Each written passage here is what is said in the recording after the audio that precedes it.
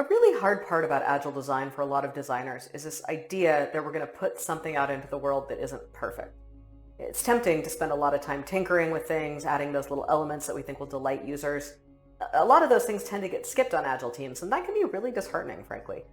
The thing is, they're not supposed to be skipped on Agile teams. It's kind of sad that they often are, but on good Agile teams that are constantly iterating and improving, there's plenty of time to add those touches and to perfect the design. The key is not to do it too soon. And again, this can be tough. A lot of designers seem to have some sort of belief in the idea of good design as its own thing, like there's a cosmic governing panel that decides whether something is well designed, that's totally independent of whether the product makes users happy or makes money for the company or makes the world a better place. And it's a tricky balance. I'm the first one to point out that if you release an incredibly crappy product, you're not going to learn anything other than whether or not people like to use crappy products. We're already pretty clear on that. They don't. On the other hand, if you spend months tweaking the fonts and obsessing over every single word or loading the product up with unnecessary features, you're very likely to waste a huge amount of time and money building things that nobody cares about but you. I really wish I had a simple system that would allow you to decide when you've hit good enough every single time. Can I ship it yet? Yes, no, maybe someday we'll get that working. Until then, I want to talk about cooking for a minute. Stay with me, I promise it'll all come together. Might make it a little hungry though.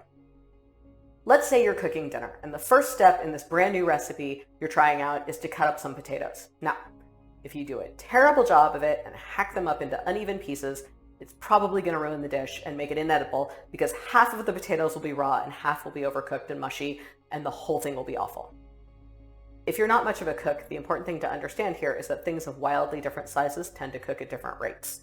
And that ends up with some things being overdone and some things being underdone. So instead of doing that, you take a little time, you use good knife skills, and you cut the potatoes better. But now you have to decide how much time you're going to spend on the potatoes. Obviously, you could make them perfect, where perfect means all exactly the same size and shape and weight, or cut into animal shapes or trapezoids or whatever. Molecular gastronomists have almost certainly discovered the golden ratio of surface area to interior of potato, and I am sure that they would love to tell you all about it. But the more time you spend carving your potatoes into identically sized polygons or whatever, the less time you have for cooking the rest of the meal. And frankly, having the potatoes perfect doesn't contribute that much to the overall meal. The end result of perfect potatoes might not be noticeable to the person eating the meal, and even if they did notice, it wouldn't increase their enjoyment of the meal enough to justify the time it took you to do it. Nobody wants perfect potatoes at midnight. They want good potatoes at 7 p.m. Remember, your goal isn't to make a perfect potato, whatever that means. Your goal is to make dinner, preferably a dinner that people enjoy eating. And what even is a perfect potato anyway? Maybe you get them all the exact same size, but they're still too big, so they take too long to cook, and what you should have done was make them 20% smaller so that they came out at the same time as the rest of the meal. Or maybe what makes a potato perfect depends on who's eating it. I mean, if you're ever cooking it for me, just make mine sweet potatoes and just go ahead and fry them, okay? So, what's the solution? Satisficing and iteration. What is satisficing? That doesn't sound like a word. Satisficing is a decision-making process that aims for adequate or good enough. What makes the potatoes good enough to eat and enjoy, but doesn't take so much time that you never get them on the table and you don't have to take a bunch of expensive cooking lessons just to get them right. By the way, before you get mad at me and say, we shouldn't just be going for good enough. Yes, we should. That's what good enough means. As long as we're not defining good enough as barely edible, we're just defining it as something we can make that people will enjoy eating. In Agile design, we're also often saying that good enough is something that people will be able to use to solve a problem and that we can learn something from. What we want to learn is what would make the thing even better. Because on Agile teams, and honestly when cooking potatoes, we get to iterate.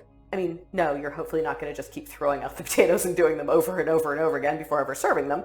But the neat thing about dinner is that a lot of us eat it every night. We can try these potatoes tomorrow or next week or whenever we feel like it. Maybe we wouldn't try out a brand new recipe if our boss was coming over for dinner, but you can practice making potatoes as often as you want.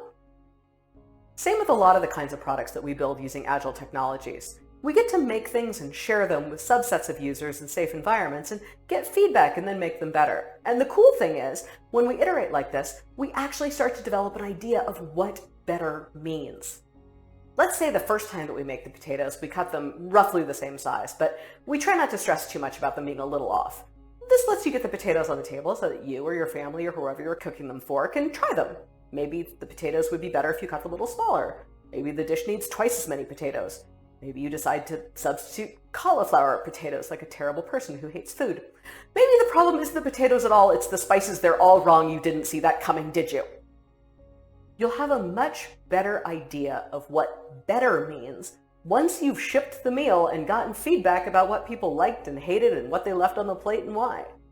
This is why I say there's nothing wrong with aiming for good enough, especially on the first few versions of something. Good enough doesn't mean gross and inedible, and it doesn't mean too broken or bad to learn from. It definitely doesn't mean we're never improving on it. It means we're getting something out that is good enough to get feedback on, and then we can improve it over time.